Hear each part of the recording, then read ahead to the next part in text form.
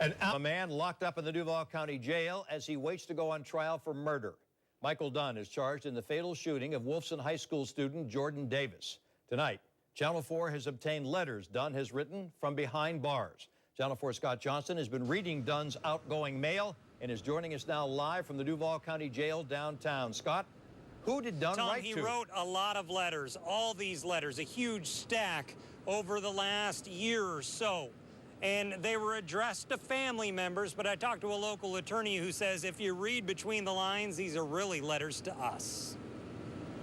Dozens of pages of letters written by Michael Dunn, many of them lashing out at the media, the state attorney's office, and telling his side of the story, like this one from last June. I'm not getting much in the way of sympathy from press. They're a bunch of liberal, expletive, smiley face. He also lashes out at the teen in the SUV he shot at. I was thinking an easy way to die would be to ask a carload of thugs to turn their stereo down. I sat down with local attorney G. Nichols. He says these letters were not meant for family because he knew they would be read.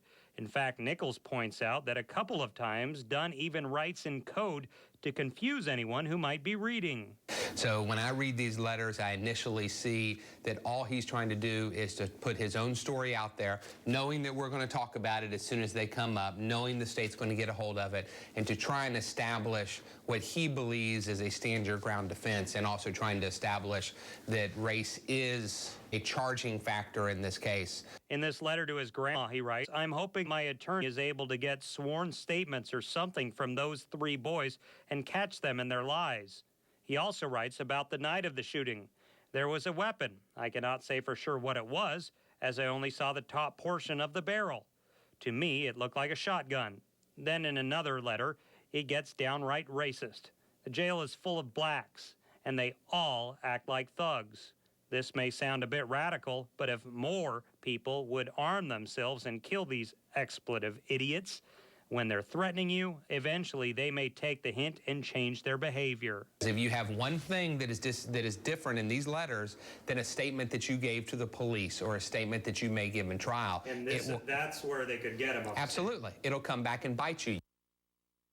He also writes in the letters a lot about George Zimmerman, the man who eventually got off on charges for killing Trayvon Martin. He says that he's been led to believe in some of these letters he has a stronger case in the defense than Zimmerman did. We're live at the Duval County Jail. Scott Johnson, Channel 4, the local station. Scott, how recent are these letters? Were they written shortly after he was arrested, or did they come later? They've spanned for a long time, Tom. Originally, we thought a lot of the stuff he was writing came shortly after the arrest. Maybe he hadn't had a chance to speak with his attorney, but we looked. Some of this is as recent as late this summer. So he's been writing these for quite a while and hasn't stopped. Tom? Scott Johnson reporting to us live from downtown. Thank you, Scott.